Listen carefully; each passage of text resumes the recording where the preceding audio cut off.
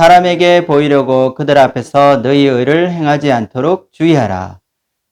그리하지 아니하면 하늘에 계신 너희 아버지께 상을 받지 못하느니라. 그러므로 구제할 때에 외식하는 자가 사람에게서 영광을 받으려고 회당과 거리에서 하는 것 같이 너희 앞에 나팔을 불지 말라. 진실로 너에게 이르노니 그들은 자기 상을 이미 받았느니라. 너는 구제할 때 오른손이 하는 것을 왼손이 모르게 하여 내 구제함을 은밀하게 하라. 은밀한 중에 보시는 너희 아버지께서 갚으시리라. 또 너희는 기도할 때에 외식하는 자와 같이 하지 말라. 그들은 사람에게 보이려고 회당과 큰 거리 어귀에 서서 기도하기를 좋아하느니라. 내가 진실로 너에게 이르노니 그들은 자기 상을 이미 받았느니라. 너는 기도할 때에 내 골방에 들어가 문을 닫고 은밀한 중에 계신 내 아버지께 기도하라. 은밀한 중에 보시는 내 아버지께서 갚으시리라. 또 기도할 때 이방인과 같이 중언부언하지 말라. 그들은 말을 많이 하여야 들으실 줄 생각하느니라. 그러므로 그들을 본받지 말라. 구하기 전에 너에게 있어야 할 것을 하나님 너희 아버지께서 아시느니라. 금식할 때 너희는 외식하는 자들과 같이 슬픈 기색을 보이지 말라. 그들은 금식하는 것을 사람에게 보이려고 얼굴을 흉하게 하느니라. 내가 진실로 너에게 이르노니 그들은 자기 상을 이미 받았느니라. 너는 금식할 때 머리에 기름을 바르고 얼굴을 씻으라. 이는 금식하는 자로 사람에게 보이지 않고 오직 은밀한 중에 계신 내 아버지께 보이게 하려 함이라. 은밀한 중에 보시는 내 아버지께서 갚으시리라. 아멘. 여러분의 신앙생활은 어떻습니까? 잘 되고 있습니까? 신앙생활이라는 것이 무엇일까요? 우리의 신앙생활은 하나님을 만나면서 시작됩니다. 우리가 늘 하는 일상생활이 하나님 앞에 행해지게 될 때 그것이 신앙생활이 되는 것입니다. 그러므로 신앙생활이라는 게 우리가 교회에 등록하고 또 예배에 출석하고 또 봉사하고 헌금하는 그것만은 아닐 것입니다. 사실 신앙생활은 우리가 하나님을 의식하고 하나님 앞에서 행하는 우리의 삶의 전반적인 모든 행위라고 정의할 수 있을 것입니다. 오늘 말씀은 지난주에 이어 예수님께서 주시는 산상수훈 말씀입니다. 오늘 말씀에서 우리는 신앙생활에서 가장 중요한 세 가지 경건 행위에 대해서 그 예수님의 가르침을 함께 배워보고자 합니다. 이 세 가지는 신앙생활을 잘 할 수 있도록 도와주며 우리가 하는 이 신앙생활이 올바르게 하고 있는지 점검할 수 있는 하나의 기준이 되는 것입니다. 오늘 말씀을 통해 내가 신앙생활을 제대로 하고 있는지 살펴볼 수 있는 그런 시간이 되기를 기도합니다. 함께 1절 말씀을 읽어보겠습니다. 사람에게 보이려고 그들 앞에서 너희 의를 행하지 않도록 주의하라. 그리하지 아니하면 하늘에 계신 너희 아버지께 상을 받지 못하느니라. 오늘 말씀에서 예수님께서는 신앙생활을 하면서 우리가 놓치기 쉽고 또 빠지기 쉬운 잘못에 대해서 이야기를 하고 있습니다. 그것은 사람에게 보이려고 신앙생활을 하는 것입니다. 우리가 얼마나 쉽게 이런 잘못에 빠지는지 예수님께서는 주의하라, 주의하라 이런 말씀을 반복해서 강조하심으로 우리에게 단단히 경고를 하고 계십니다. 사람에게 보이려고 그들 앞에서 너희 의를 행하지 않도록 주의하라. 우리가 주의하지 않고 가만히 놓아두면 너무나 쉽게 사람들 앞에서 신앙생활을 하고 있는 자신의 모습을 발견하게 될 것입니다. 내가 노력하지 않는 한 어느새 하나님 앞에서 신앙생활 하는 것이 아니라 사람들 앞에서 행하고 있는 자신을 보게 된다는 것입니다. 우리의 경건한 삶을 잘 유지할 수 있도록 도와주고 하나님 앞에서 진실한 신앙생활을 할 수 있도록 도와주는 경건 행위의 가장 중요한 핵심은 사람 앞에서가 아니라 하나님 앞에서 신앙생활을 하는 것입니다. 사람들 앞에서 신앙생활을 하는 것이 왜 위험한 것일까요? 사람들 앞에서 신앙생활을 하게 되면 나의 이 경건 행위 자체가 위선이 되기 쉽기 때문입니다. 내가 제대로 신앙생활을 하고 있지 않으면서 신앙생활을 잘 하고 있다는 착각 속에 빠질 수 있다는 것입니다. 사람들의 칭찬에 귀를 기울이고 사람들의 인정에 우리가 만족하게 될 때 우리는 예수님이 주시는 오는 말씀을 놓치게 되는 것입니다.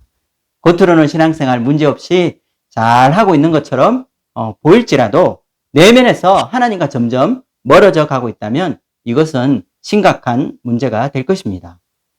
저는 지난 4월 말에 우리 장로교회 칠드런 미니스트리를 그만두고 지금 매주 2편의 말씀을 감당하면서 다음 사역을 준비하고 있습니다. 잠시 브레이크를 가지며 사역을 준비하는 시간이기는 하지만 나의 지난날의 사역을 돌아보는 그런 계기가 되는 시간이 되었습니다. 어린이 사역, 청소년 이 사역은 아이들을 위한 사역입니다. 하지만 학부모님들의 지원과 지지가 없이는 사실 이 사역을 감당하기 어려운 사역입니다. 그래서 제가 칠드런 미니스트리를 하면서 학부모들이 어떻게 이 사역을 보고 있는가 하는 것에 많은 신경을 쓰고 있는 자신을 발견할 때가 많았다는 것을 깨닫습니다. 저에게 맡겨주신 어린이 사역, 청소년 이 사역을 하나님 앞에서 제 마음을 다해서 감당하지 못하고 또 사람들에게, 학부모들에게 보이기 위해서 할 때가 있었음을 발견하고 회개하게 되었습니다. 특히 한인 장로교에 있을 때 이 어린이 사역이 참 힘들었습니다. 이 사역이 사람들이 많고 또 이 관리하기가 힘든 것도 있었지만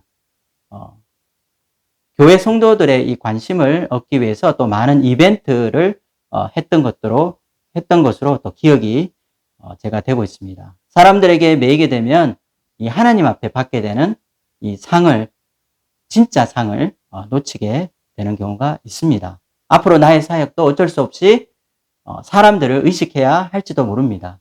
그러나 하나님 앞에서 충성스럽게 감당하고 하나님께 상을 받는 사역을 감당할 수 있기를 간절히 기도합니다. 오늘 예수님이 주시는 말씀을 우리가 곰곰이 묵상해 보면 참으로 놀라운 말씀이라는 생각이 듭니다. 우리의 내면을 속속들이 잘 알고 계셔서 우리를 도와주시는 그런 하나님의 말씀입니다. 우리가 얼마나 사람들에게 잘 보이고자 하는지 또 얼마나 사람들 앞에 가식적으로 살기 쉬운지 주님은 잘 알고 계십니다. 우리가 의도하지 않더라도 우리는 사람 앞에서 살기 쉬운 자들입니다. 그래서 예수님께서는 하나님 앞에서 행할 수 있는 경건한 신앙생활의 이 비법을 우리에게 가르쳐 주고 계십니다. 사람 앞에서 행한다는 말은 다르게 말하자면 하나님 앞에서 행하지 않는다는 뜻일 것입니다. 그렇다면 우리는 왜 하나님 앞에서 살기가 힘들까요? 그것은 하나님은 보이지 않으시는 영이시기 때문입니다. 하나님은 우리 눈에 보이지 않으십니다.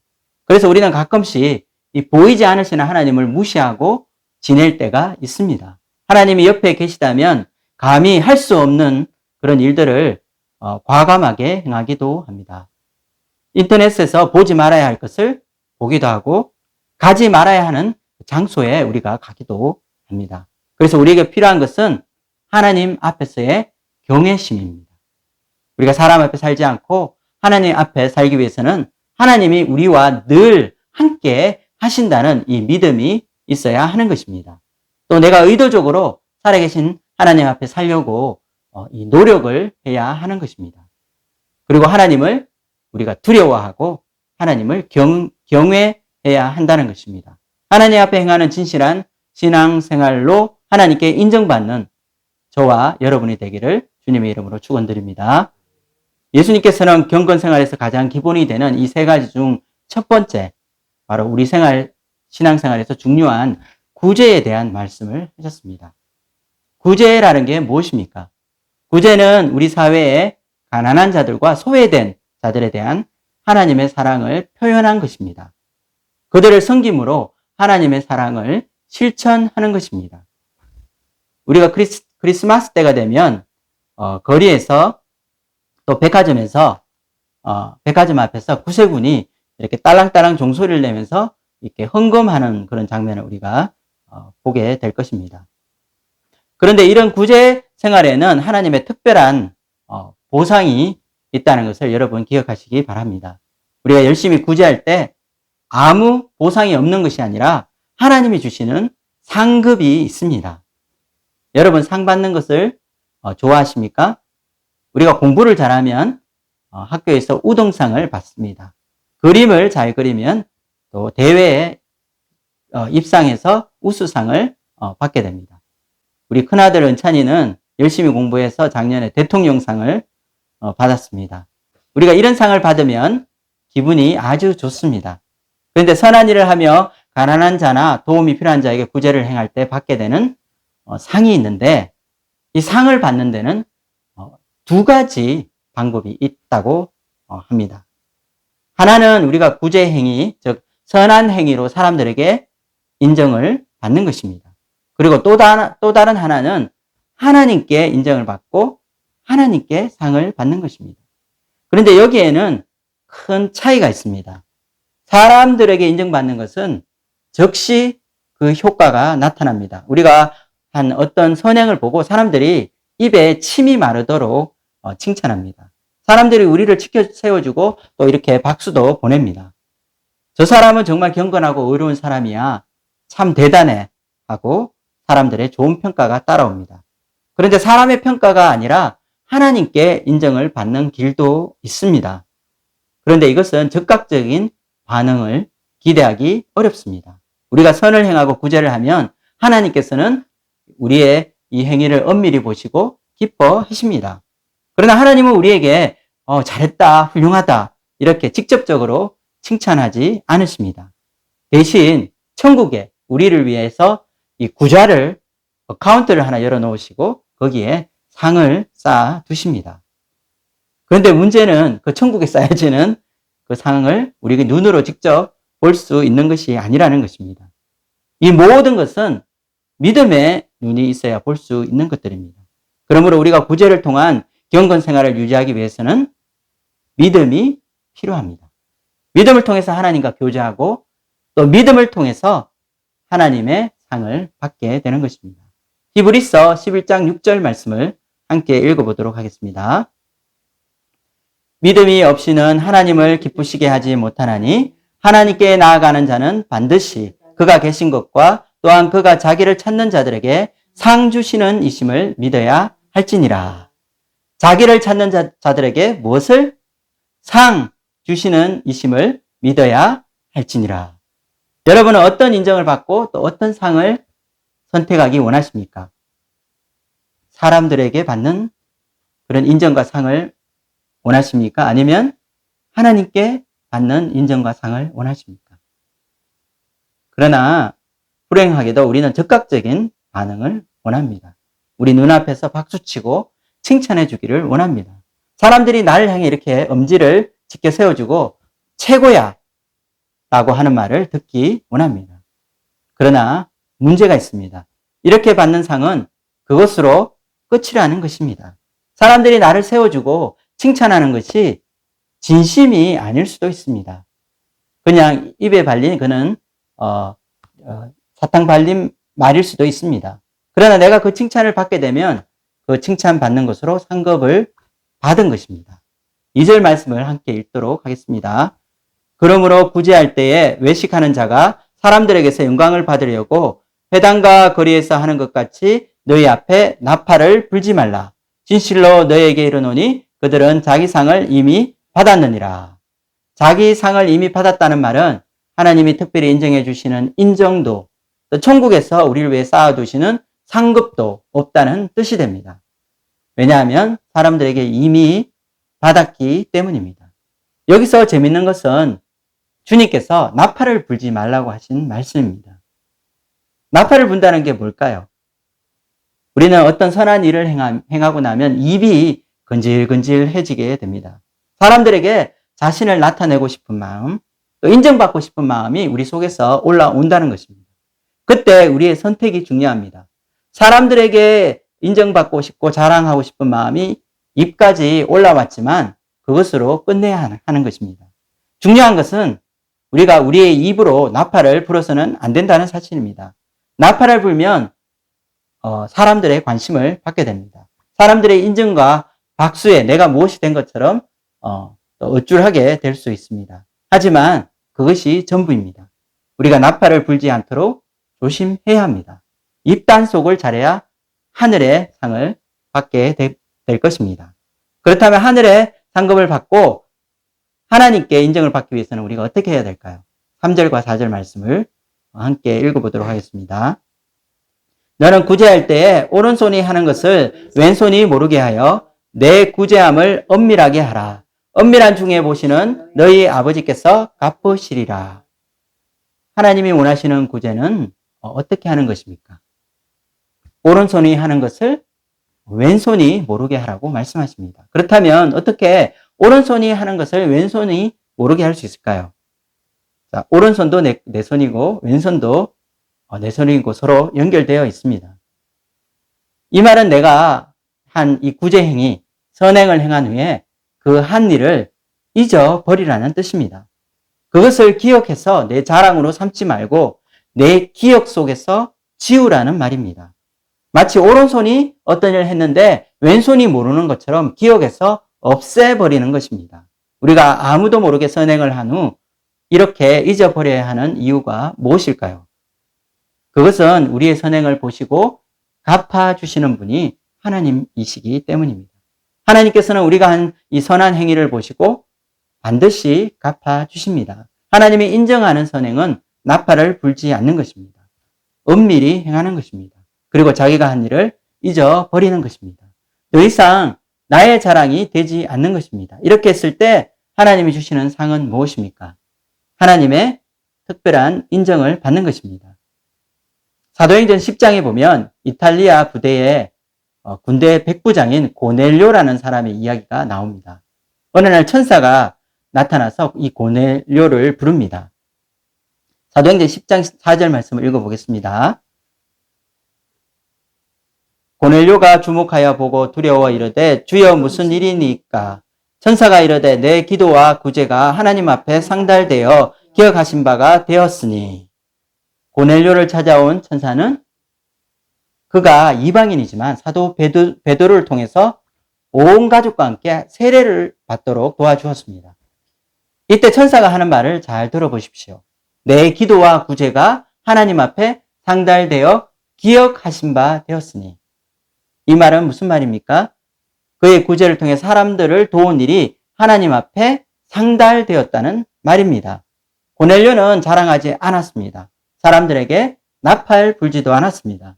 그러나 하나님께서 그가 한 선한 일을 다 알고 계신다는 것입니다. 고넬료는 잊어버렸지만 하나님이 기억하시고 천사를 통해서 그에게 알려주신 것입니다. 베드로를 통해 전하는 이 복음은 이방인들도 하나님의 자녀가 되는 놀라운 천국 복음입니다. 그가 한 선행은 작은 일이었지만 하나님께서는 이 하늘의 복으로 그를 축복해 주시고 하나님의 존귀한 자녀로 삼아 주신 것입니다. 이처럼 하나님은 엄밀한 곳에서 우리가 행하는 이 선한 일들을 다 기억하시고 갚아 주시는 분이십니다. 우리의 선행이 하나님으로부터 인정받을 때 진정한 구제가 되고 하늘의 복을 받게 되는 것입니다. 예루살렘에 있는 성전에 비밀의 방이라고 하는 곳이 있었다고 합니다. 히브리어 원어로는 마트몬이라고 합니다.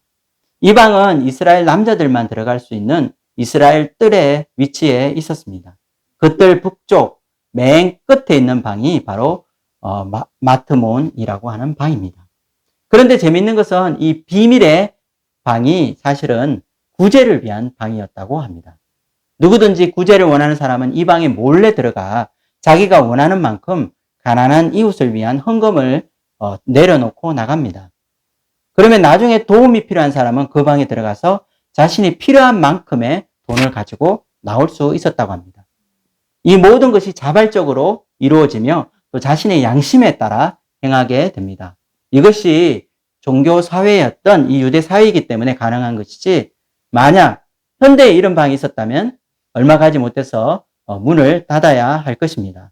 나쁜 마음을 품은 사람이 몰래 들어가 가난한 자를 위해 준비된 돈을 훔쳐갈 수 있기 때문입니다. 그런데 이스라엘에서는 이것이 가능했습니다. 누구든 형제가 어려움을 당할 때 아무도 모르게 형제에게 도움을 주고 또 가난한 자를 구제할 수 있는 그 길이 열려진 것입니다. 이것을 통해 우리는 유대사회가 하나님의 이 사랑을 실천하고 또 이웃에 대한 진정한 배려가 있는 아름다운 사회임을 볼 수가 있습니다. 그 방에 들어가는 사람이 구제를 베푸는 사람인지 또 구제를 받는 사람인지 모르기 때문에 좋은 장점이 있습니다. 아무도 구제하는 것을 보지 못하기 때문에 구제하는 사람의 마음에 있는 그런 어떤 자랑이나 자만심을 없애줄 수 있습니다. 또 구제받는 사람의 최소한의 자존심을 지켜주는 것이라 할 수 있습니다. 이와 같이 마트몬이라고 하는 방은 오른손이 한 것을 왼손이 모르게 하여 은밀한 중에 계신 하나님 앞에서 구제를 하라는 이 하나님 뜻이 가장 잘 실현된 그 예제라고 우리는 말할 수 있습니다.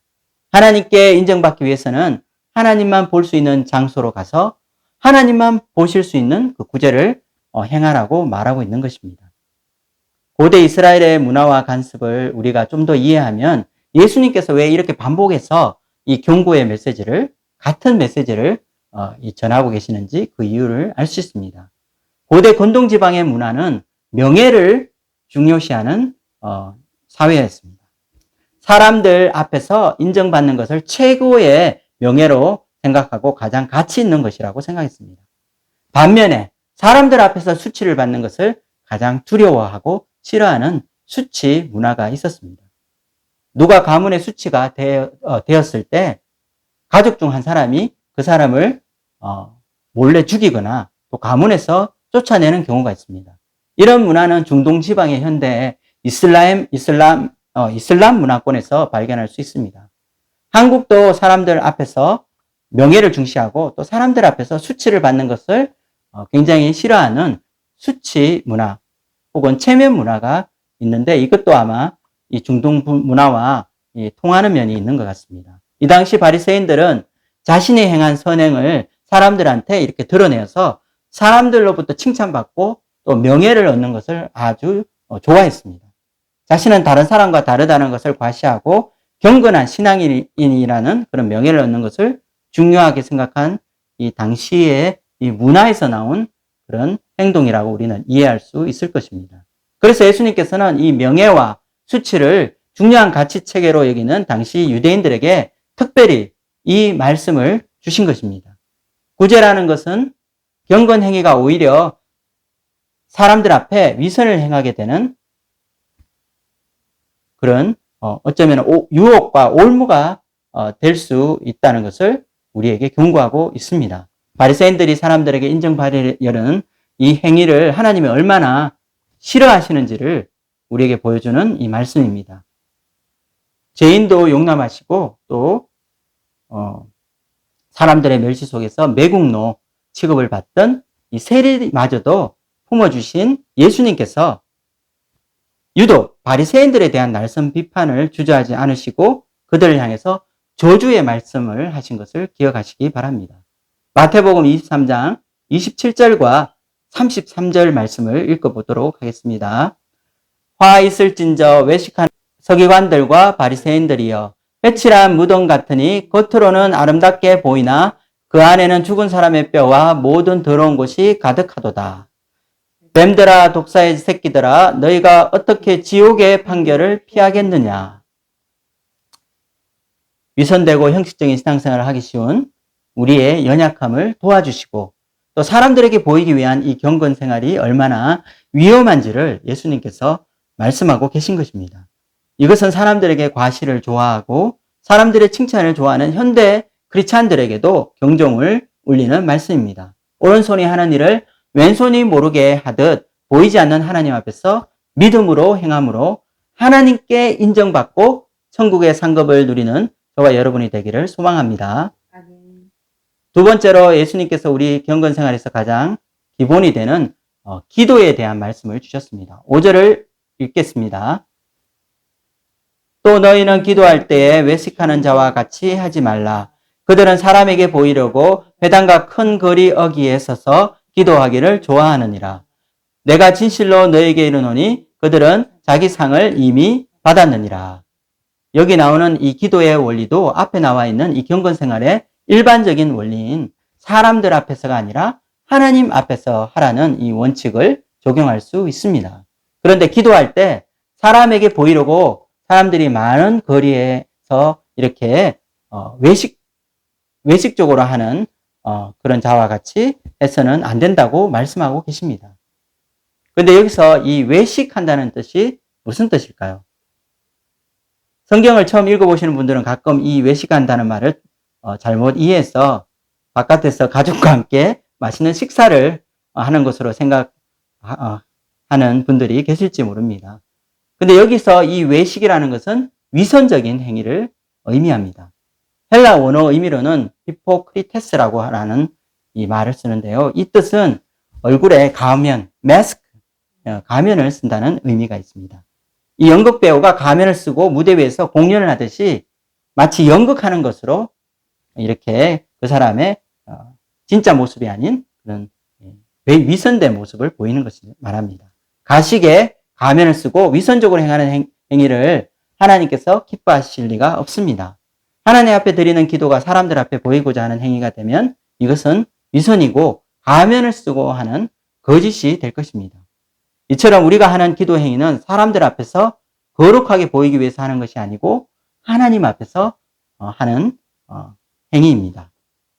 미국의 36대 대통령 이름을 아십니까? 린던 베인스 존슨 대통령이 재임할 때에 있었던 일이라고 합니다. 존슨 대통령이 보좌관들과 함께 이 백악관에서 식사 모임을 하게 되었습니다. 그 당시 이 백악관 대변인으로 있었던 사람이 미국인으로부터 존경받는 언론인 빌 모이어스 대변인이었다고 합니다. 식사하기 전 존슨 대통령은 이 모이어스 대변인에게 기도를 부탁했습니다. 그래서 이제 모두 눈을 감고 기도를 시작했는데 근데 목소리가 너무 작은 것이었습니다. 그러자 다혈질로 유명한 이 존슨 대통령이 기도 중간에 소리를 쳤습니다. 빌, 소리가 안 들려! 더 크게 기도해! 그러자 모이어스 대변인이 이렇게 대답했다고 합니다. 저는 가깝게 말하고 있는 것이 아닙니다. 모이어스 대변인의 말을 들어보십시오. 기도는 누구에게 하는 것이라고요? 우리가 대표 기도로 공식적인 예배에 나가서 사람들 앞에 기도하더라도 우리는 하나님 앞에 기도한다는 사실을 늘 기억해야 할 것입니다. 그러면 경건 생활을 위한 기도에서 예수님께서 가장 중요하다고 말씀하시는 것은 무엇입니까? 6절 말씀을 읽겠습니다. 너는 기도할 때에 내 골방에 들어가 문을 닫고 은밀한 중에 계신 내 아버지께 기도하라. 은밀한 중에 보시는 내 아버지께서 갚으시리라. 여기서 가장 중요한 것은 내 아버지에게 기도하라는 말입니다. 하나님을 누구라고 부르고 있습니까? 내 아버지라고 부릅니다. 예수님께서는 우리가 기도할 때 너의 아버지께 기도하라고 말하고 있습니다. 여기서 우리는 하나님 아버지가 어떤 분이신지 잘 알 필요가 있습니다. 하나님은 세상에 있는 아버지와 같지 않으십니다. 그래서 어떤 사람은 하나님을 우리가 아버지라고 부르는 것은 이 세상 모든 아버지에 대한 심판이다라고 말한 사람도 있습니다. 물론 아버지 중에 좋은 분들도 많이 있습니다. 하지만 엮이는 가정에서 자라난 자녀 중에 아버지 문제로 고통받는 사람들이 의외로 많습니다. 더군다나 우리의 아버지들은 가부장적인 유교 문화 속에서 권위적이고 또 무서운 아버지 이미지가 대부분입니다. 아버지 앞에 나가서 이야기하려면 쉽지가 않습니다. 그래서 용돈이 필요해도 엄마에게는 얘기해도 아버지한테는 얘기를 잘 하지 않습니다. 그런데 오늘 말씀은 하늘에 계신 너희 아버지에게 기도하라는 것입니다. 그래서 우리는 하늘에 계신 아버지가 어떤 분이신지 잘 알아야 합니다. 하나님은 어떤 분이십니까? 하나님은 우리를 지극히 사랑하시는 분이십니다. 하나님은 자비하시고 인자하시고 우리를 불쌍히 여기시고 우리를 이해해 주시는 분이십니다. 이런 아버지가 세상에 있다면 우리가 어려움에 처했을 때 당장 달려가서 도움을 요청하지 않겠습니까? 우리의 이야기를 들을 준비가 항상 되어 있는 분, 그리고 우리의 기도에 귀 기울이시고 누구보다 잘 이해해 주시는 분이 하늘 아버지이십니다. 우리를 위해 열려진 이 기도의 문으로 언제든지 달려가 아랠 수 있는 그 분이 바로 하늘에 계신 아버지이십니다. 그래서 누가복음 15장에 나오는 탕자 이야기를 어떤 학자들은 탕자 이야기가 아니라 탕부 이야기라고 말하고 있습니다. 탕자 이야기는 아들 이야기죠. 아버지의 재산을 탕진하고 낭비하는 아들의 이야기입니다. 그러나 탕부 얘기는 아버지의 이야기입니다. 아들을 향한 사랑을 낭비하는 아버지의 이야기입니다. 예수님은 누가복음 15장 말씀을 통해서 전통 유대인들의 하나님 아버지에 대한 이미지를 파격적으로 바꿔 놓으셨습니다. 아무리 하나님이 사랑이시고 또 자비하시다 하더라도 유대인들이 바라보는 하나님은 위엄과 영광으로 가득 차 있는 높고 위대하신 분이십니다. 감히 죄인이 건져갈 수 없는 거룩한 하나님의 이미지가 너무나 강했던 것입니다. 이것은 사실 출애굽기에 나오는 시내산에서 만났던 이 하나님의 이미지 때문일 수도 있습니다. 산 전체가 불덩이처럼 타오르고 있었습니다.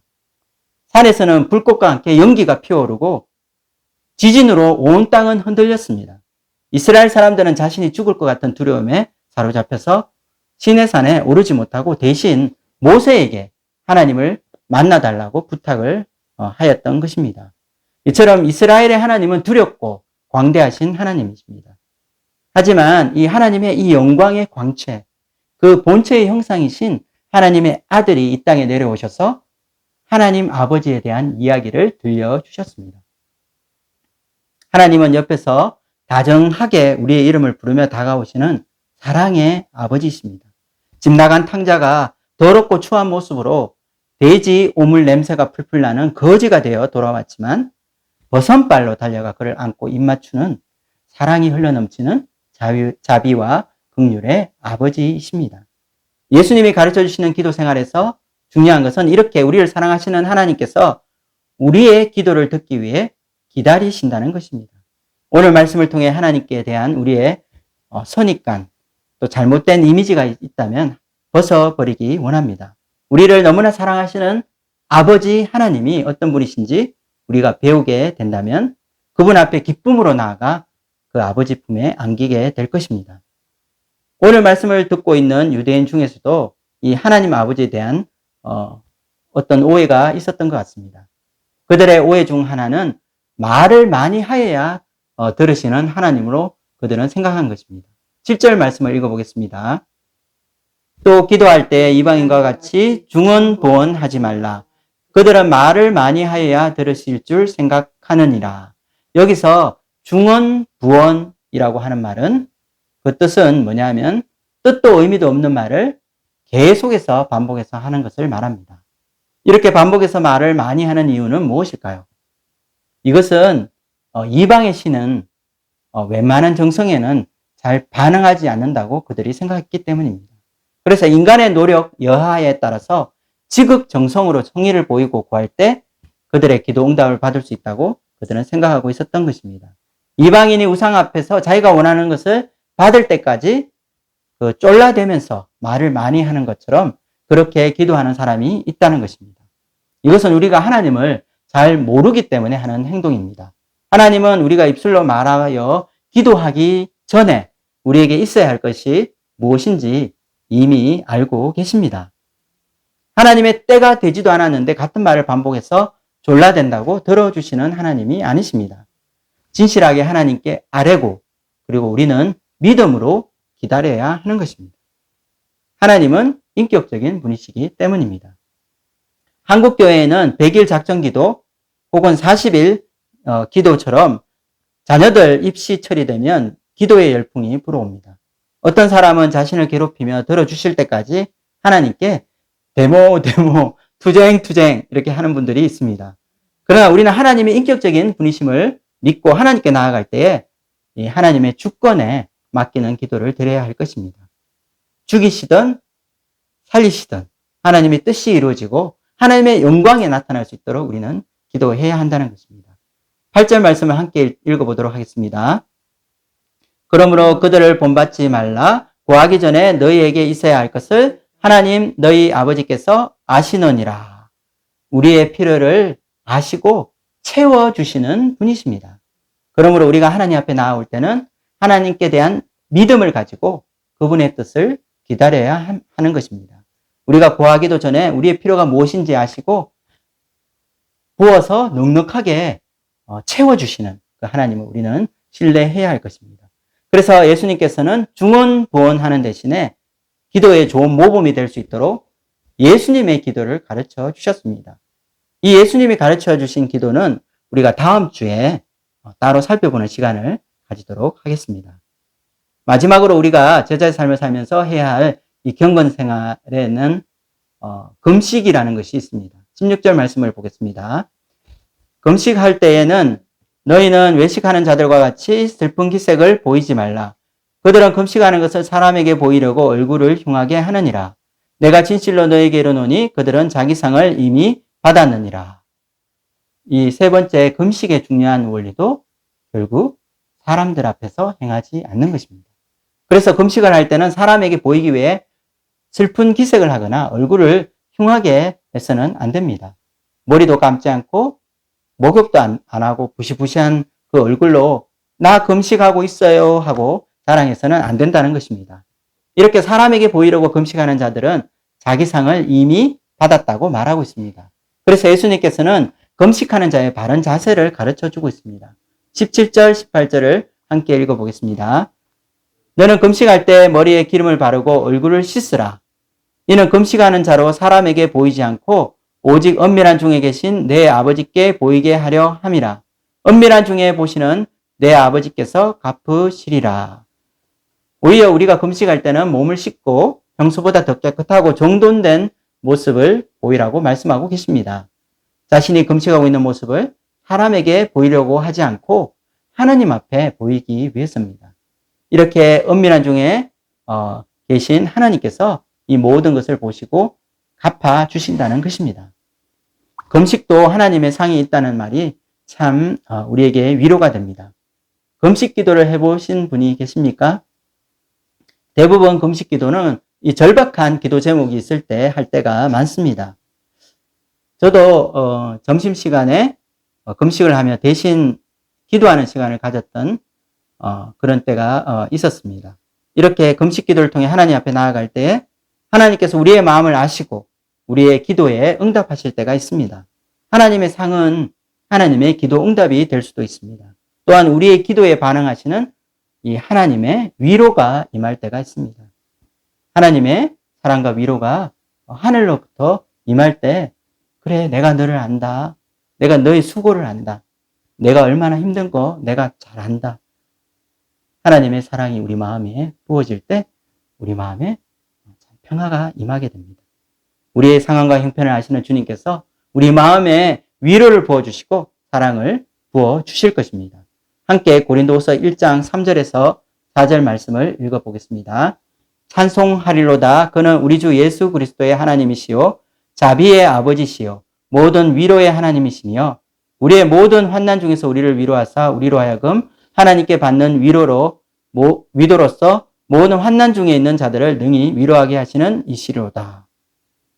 네, 말씀을 정리하겠습니다. 오늘 우리는 예수님께서 가르쳐 주신 이 제자의 경건 생활에 대해서 배웠습니다. 구제를 하고 또 기도 생활을 하고 금식하는 것은 우리 경건 생활에 많은 유익을 줍니다. 예수님께서 말씀하신 가장 중요한 핵심은 무엇입니까? 그것은 사람들 앞에서 행하기 쉬운 우리의 연약함을 일깨워 주시고 사람들 앞이 아니라 하나님 앞에 행함으로 하늘의 상을 받도록 도와주시는 것입니다. 이처럼 우리가 보이지 않는 하나님 앞에 행함으로 하나님께 응답을 받고 또 하나님께 상을 받기를 원합니다. 우리의 경건 생활이 하나님 나라를 체험하는 귀한 이 은혜의 통로가 되기를 소원합니다. 여러분은 사람들에게 받는 칭찬과 상을 원하십니까? 아니면 은밀한 중에 보시고 갚아주시는 하나님의 인정과 상을 받기를 원하십니까? 예수님께서는 우리가 평소에 행하는 이 경건 생활에 숨어 있는 하나님의 비밀을 가르쳐 주셨습니다. 구제와 기도 그리고 금식을 통한 경건 생활을 하면서 하나님을 더 깊이 만나게 되는 축복과 상이 예비되어 있다는 귀한 말씀을 우리에게 주신 것입니다. 우리를 사랑하시고 우리를 축복하시기 위해 기다리시는 하나님 아버지 앞에 나아가서 우리가 믿음으로 신앙생활을 하며 하늘 위로 받는 저와 여러분이 되기를 주님의 이름으로 축원드립니다. 기도하고 마치겠습니다.